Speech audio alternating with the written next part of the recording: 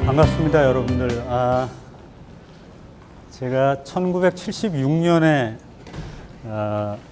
바로 그때는 정외과가 이 건물 바로 뒤에 있었어요. 그래서 1976년에 거기에 입학을 해서 실로 정말 40년 만에 졸업하고 40년 만에 오늘 여러분과 다시 만나게 돼서 굉장히 반갑습니다. 리더십 하면 여러 가지 얘기를 할 수 있을 것 같아요. 리더십에 관해서는. 그리고 리더십에 관해서 얘기를 하는 데 있어서 접근법이 저는 한 2개 정도 있다고 생각해요. 뭐냐면 이론적으로 접근하는 방법이 있겠죠. 리더십의 유형을 미리 정해서 그 리더십에 대해서 이 리더십은 어떻고 하고 사전적으로 이렇게 정해가는 방법이 있고, 다른 방법은 리더십에 대해서 구체적인 케이스 스터디를 통해서 리더십을 접근해가는 방법이 있을 거예요. 아마 전자의 방법이 이론적이고 규범적이라고 하면 후자의 방법은 보다 구체적이고 실증적이다, 이렇게 얘기할 수 있겠죠. 아마 저는 여러분들이 아시는 것처럼 교수님이 아니기 때문에 오늘 조금 그냥 실증적인 케이스 스터디 위주로, 케이스 위주로 여러분들에게 리더십에 관해서 한번 얘기를 해볼까 생각합니다. 자, 그러면 리더가 뭔가요? 리더의 기능이 뭐라고 생각해요? 리더의 소임이라고 하는 거는, 리더는, 자, 여러분은 이렇게 한번 쉽게 생각해 보죠. 우리가 집안에 가장이라는 사람들이 있잖아요. 그죠? 아빠가 됐든 엄마가 됐든. 가장의 소임은 뭘까요? 가장의 소임은 자녀들에게 훌륭하게 교육을 시키는 것. 그죠? 그리고 자녀들을 행복하게 해주는 걸 거예요. 다시 말씀드리면, 크고 작은 조직에 있어서 리더라고 하는 사람은 뭐냐? 그 조직에 주어진 미션을 완성시키고, 그리고 그 조직에서 일하는 사람들을 행복하게 해주는 사람이 리더예요. 물론 여러 가지 어렵게 설명할 수 있겠지만, 이거 이상 리더가 더 할 일은 저는 없다고 봐요. 어떻게 효과적으로, 능률적으로 이끌어갈 것이냐, 회사를. 그죠? 그리고 그 과정에서 직원들과 어떻게 소통해서 직원들의 창의성을 끌어내고 직원들에게 꿈을 심어줄 거냐. 그러면 이런 것들을 위해서 어떤 리더십이 필요할까요? 리더십은 관두고라도 크게 거창하게 얘기하지 않고 어떤 능력이 필요할까? 문제의 핵심이 어디에 있는지, 그죠? 상황을 재빨리 파악해야 될 거 아니겠어요? 상황을 파악할 수 있는 능력이 있어야 될 거예요. 두 번째로, 회사의 미래를 결정하려고 그러면 어떤 회사에 대한 비전이 있어야 될 거예요. 통찰력이라고 할까요? 창의성이라고 할까요? 이런 것들을 사장이 갖고 있어야 되는 거죠. 소통은 얼마만큼 직원들하고 인간적으로 자주 대화할 거냐, 그런 문제겠죠. 그죠? 자, 리더의 조건으로 한번 가보죠. 리더라고 하는 게 아까 앞에서 끌어준다고, 조직 앞에서 끌어준다, 이런 얘기를 했는데, 리더라고 하는 거는 여러 형태와 여러 레벨이 있어요. 그렇지 않나요? 자, 우리가 리더라고 할 때는 과의 과대표도 리더죠. 그죠? 일종의 리더잖아요. 과의 과대표도. 학생의 학생회장도 리더예요. 그죠? 그러니까 이게 리더라고 하는 게 딱 어느 레벨에 있는 사람만 리더가 아니고, 이게 층위적으로 다 리더가 있는 거죠. 물건을 만들어내거나 이런 기업만이 리더를 필요로 하는 게 아니고, 모든 조직, 모든 형태의 그게 어떤 거가 됐든 크고 작은 조직에서 다 리더가 필요하다 하는 걸 우리가 인지할 필요가 있어요. 자, 리더의 필요 조건에 대해서 한번 보겠습니다. 리더가 여러 가지 필요한 게 있지만, 제가 보기에 한 2가지 있다고 생각되는데요. 하나는 꿈입니다. 그러니까 아까 제가 리더는 조직을 이끌어 나가야 된다고 그러는데, 그러려면 리더가 확실한 꿈이 있어야 되는 거죠. 꿈이 없으면, 자기가 확실한 꿈이 없으면 조직을 이끌어 나갈 수가 없잖아요. 항상 꿈이 없으면 흔들리니까.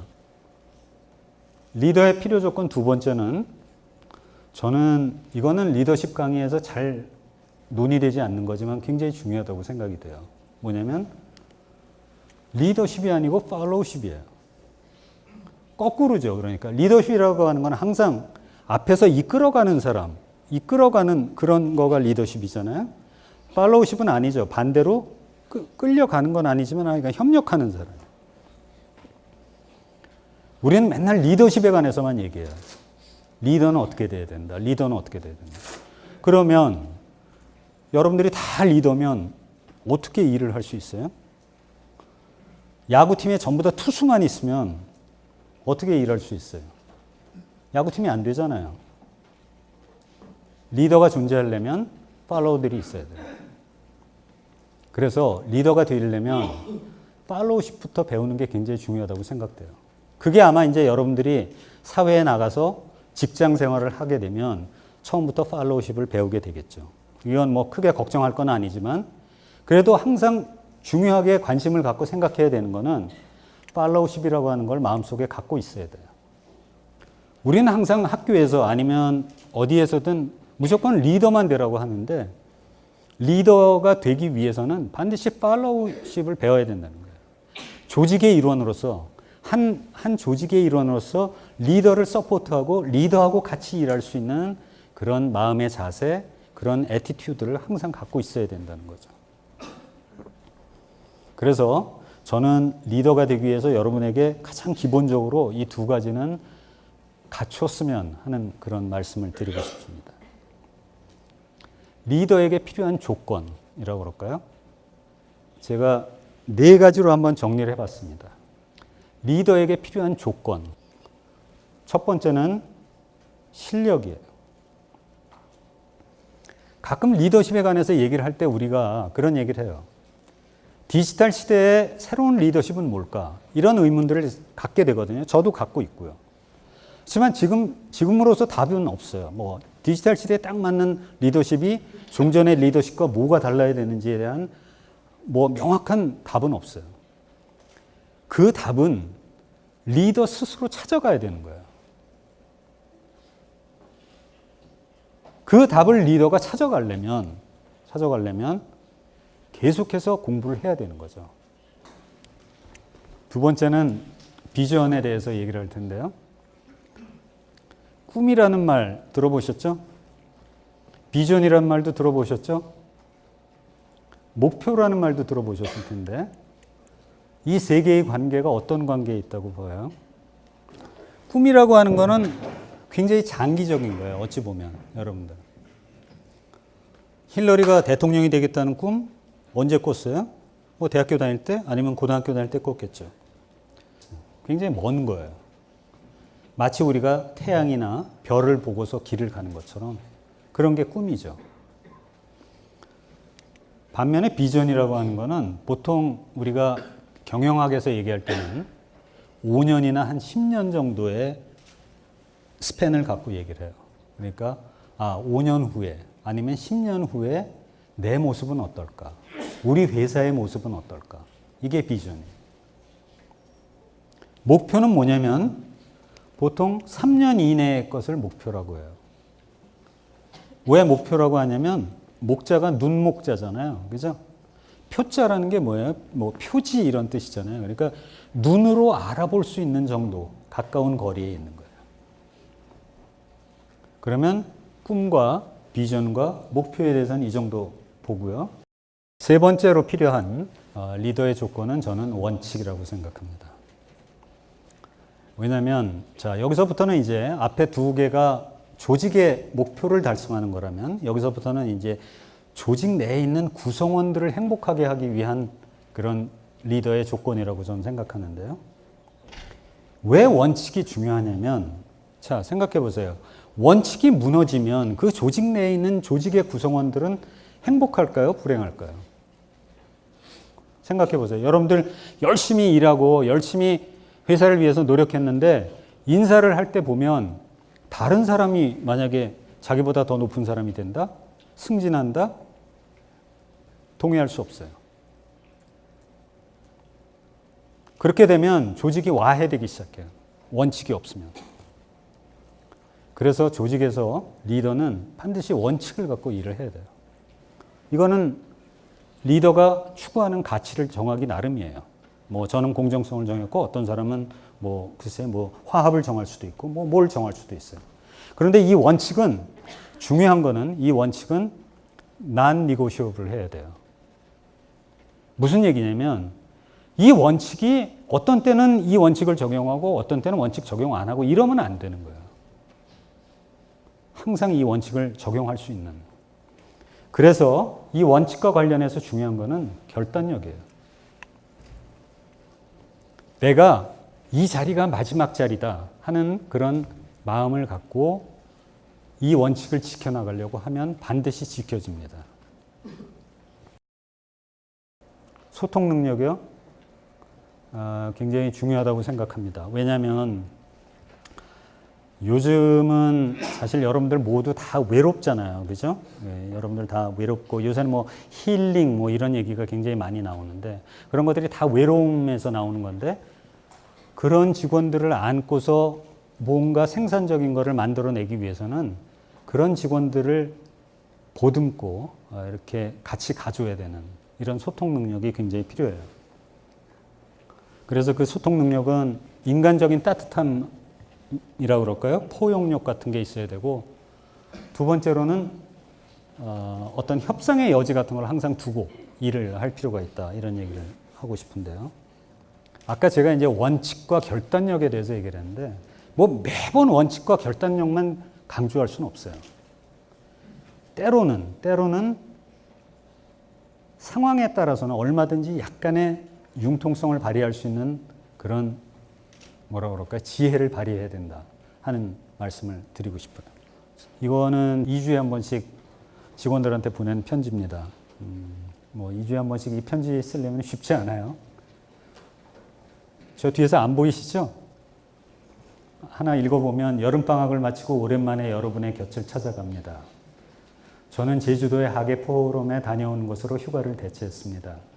여러분 모두 행복한 여름 휴가를 보내셨으리라 믿습니다. 뭐 이렇게 편지를 보냅니다. 최근까지 제가 48개를 썼습니다. 48개를 써서 기회가 되면은 뭐 책으로 한번 펴내볼까도 생각을 하고 있는데 그건 뭐 나중에 얘기고요. 어쨌든 직원들과 이렇게 소통을 한다는 게 굉장히 중요하다 하는 말씀을 드리겠습니다.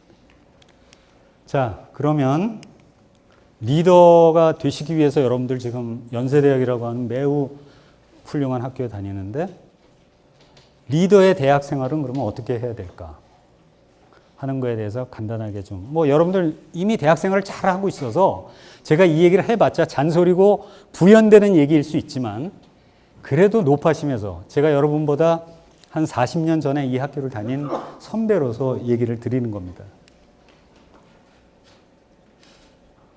아까 이거는 이해하셨죠? 그죠? 실력이 있어야 되고 창의성, 원칙, 소통. 이런 것들을 위해서 대학에서 필요한 거는 이런 게 아닌가 생각이 돼요. 학습하고 인문학 공부하고 친구 만들고 매칭이 돼요? 실력은 학습이고 창의성과 원칙과 소통은 인문학이고 친구 뭐 이런 거죠. 아인슈타인은 이렇게 얘기했어요. 다 보이세요? 나는 똑똑한 것이 아니라 문제를 오래 연구할 뿐이다. 여러분들 다 우수하고 다 그런지 알지만 실력을 늘리기 위해서는 이런 끈기라고 할까요? 속된 말로 히프가 무거워야 되는 거예요. 오랫동안 책상에 앉아있는 그런 훈련을 하는 게 중요하다고 생각합니다. 두 번째, 창의성. 여러분들 가끔 이제 그런 얘기 많이 하잖아요. 어떻게 하면 창의성을 높일 수 있냐. 뭐 이런 얘기 하는데 저는 이거에 대해서 아주 쉽게 답을 한다고 하면 이거라고 생각해요. 첫 번째, 모방해야 돼요. 모방. 여러분 피카소라는 화가 아시죠? 피카소라는 화가가 다 뭐 추상화 이런 거 유명한 사람이지만 피카소의 초기의 작품들을 보면 무슨 닭이라든지 이렇게 굉장히 사실적이고 구체적인 그림을 많이 그렸어요. 그런 거가 바탕되지 않고서는 절대 창의성이 나올 수가 없는 거죠. 그리고 그 창의성에 더 중요한 거는 이제 이건데요. 엔터테인먼트. 상상하는 거예요. 상상. 아, 이게 이렇게 될 수는 없을까? 이게 상상하는 거죠. 주어진 것을 그대로 받아들이는 게 아니고 상상하는 거예요. 여러분들 책을 볼 때도 어때요? 책에 있는 답을 먼저 보는 학생과 책은 대부분 보면 답 보지 말라고 그러잖아요. 답 보지 않고 풀어본 학생은 실력이 차이가 나요. 왜냐? 잠시 동안이지만 상상을 해봤기 때문에 그래요. 아, 이거의 답은 뭘까? 고민해봤거든요. 그게 엔터테인먼트로 가는 길입니다. 창의성 그러면 대표적으로 이제 저는 그 아이폰을 얘기를 하는데 여러분 핸드폰이라고 하는 게 뭐예요? 통화하는 거잖아요. 사진 찍는 거잖아요. 메시지 보내는 거잖아요. 그러면 그런 기능만 잘하면 되지 감성이 왜 필요해요? 다시 얘기하면 매우 차디찬 이 핸드폰이라고 하는 프로덕트를 만드는 데 있어서도 인문학적인 소양이 필요하다는 거예요. 경영에 있어서 이제 단순히 기술과 무슨 생산성과 이런 것이 중요한 게 아니고 이제는 경영에서도 감성이 중요하고 인문학이 중요해졌어요. 제가 왜 이 얘기를 하느냐. 이 인문학은 대학이 아니면 대학 바깥에서는 배우기 굉장히 힘들어요, 여러분들. 대학에서는 바로 옆에 가면, 그죠? 문과대학이 있잖아요, 그죠? 저쪽으로 넘어가면 음악대학도 있죠, 그죠? 저쪽 뒤쪽에 가면 또 역사학과도 있죠, 철학과도 있죠. 여러분들이 인문학을 배울 수 있고, 여러분들이 인문학을 체화할 수 있는 곳이 이 캠퍼스 내에 널려 있다고요. 여러분들 그렇게 많은 자원이 이 캠퍼스 내에 있는데 왜 그걸 활용하지 않아요? 인문학 굉장히 필요합니다. 왜냐하면 인문학이라고 하는 게 인류가 살아온 문이에요. 말 그대로. 인문학. 대표적으로 여러분들이 아시는 것처럼 역사, 미술, 문학 이런 거죠. 이런 거를 통해서 여러분들이 좀 더 경영을 잘할 수 있고 여러분들이 만드는 프로덕트를 좀 더 감성 있는 프로덕트로 만들 수 있는 거예요. 특히 저는 여러분들에게 지금 뭐 음악을 해라 뭐 이런 거는 또 다른 시간이 필요하고 뭐 이렇게 한참 걸릴지 모르지만 제일 쉽게 인문학을 그래도 할 수 있는 거는 역사예요. 역사. 역사는 책을 통해서도 볼 수 있고 쉽게 접할 수 있잖아요. 역사가 얼마나 중요한지 아세요? 다 보이세요? 과거는 현재 속에 살아있고 현재는 새로운 미래를 창조한다. 3년 전인가요? 노벨 경제학상을 받으신 분이 폴 크루그만이라는 교수가 있어요. 지금 뉴욕대학의 교수인데 그분이 학부에서 뭐를 전공했냐면 역사학을 전공했어요. 물론 뭐 꼭 역사학을 전공해야 했기 때문에 노벨 경제학상을 받았다고 저는 주장하는 건 아니지만 그렇기 때문에 그분이 훨씬 더 넓은 그런 시야를 갖고 경제학을 할 수 있었다고 저는 봐요. 대학에 다니면서 친구를 많이 사귀는 게 좋습니다. 왜냐하면 옆에 있는 친구가 다 여러분의 자산이에요. 여러분들 인적 네트워크를 잘 구성해라 뭐 이런 얘기 많이 듣잖아요. 그죠? 리더십 강의든 뭐 아니면 어떤 강의에서는 그런 얘기 많이 하는데 그 인적 네트워크라는 게 바로 대학에서 형성되는 거예요. 친구는 그냥 따뜻함이면 돼요. 친구한테 너무 많은 걸 기대하지 말고 그냥 상대방이 부를 때 내가 그 옆에 가서 있어주는 그런 친구, 편안한 친구면 되고요. 자, 여러분들이 이제 직업을 선택해야 되는데 여기 뭐 이미 여러분들 다 알겠지만 저는 직업 선택의 3가지 어떤 그 기준이라고 그럴까요? 그런 것들을 한번 여러분들이 해보라고 그냥 조언하고 싶어요. 뭐냐면 첫 번째는 이거를 직업 선택을 하는데 한번 써보세요. 써보면 달라요. 노트를 꺼내놓고 한번 써보라고요.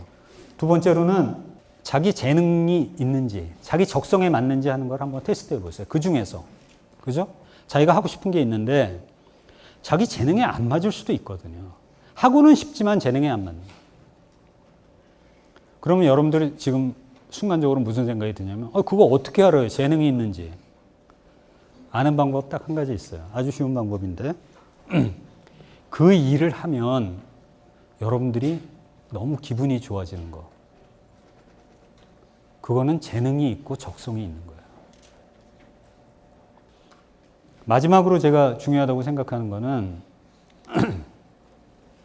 개인 환경이에요. 왜냐하면 아까도 말씀드린 것처럼 리더는 어떤 조직의 최고의 자리에 올라가는 거잖아요. 그러면 그 리더는 성공을 해야 된단 말이에요. 그 조직 내에서. 그러면 그 조직 내에서 성공하기 위해서는 자기 자신의 환경도 어느 정도는 뒷받침이 돼야 돼요. 근데 제가 오늘 이제 이 얘기를 굳이 하는 이유도 바로 이것 때문인데 많은 사람들이 직업을 선택할 때 꿈과 적성만을 가지고 직업을 선택을 많이 하는데 각자 개인이 처한 사정이 다 있을 거예요. 지금은 옛날에는 혹시 그런 게 가능할 수 있었어요. 왜냐하면 옛날에는 가족이라고 하는 큰 울타리가 있어서 돌봄을 제공해 줬기 때문에 자기가 엄마를 돌보지 않더라도 뭐 사촌 형이 돌볼 수도 있고 사촌 언니가 돌볼 수도 있고 지금은 그렇지 않잖아요. 그래서 여러분 각자 개인의 사정도 굉장히 중요하다. 그래서 그걸 고려해서 직업을 선택하면 여러분들이 그 직업 내에서 성공할 수 있는 확률을 높이는 거예요. 마지막으로 저는 리더가 됐던 아니면 뭐 리더가 설령 아니든 또 여러분들이 지금 대학 생활을 하면서 얘기하고 싶은 거는 주체적인 삶을 좀 사는 게 좋겠다 하는 얘기입니다.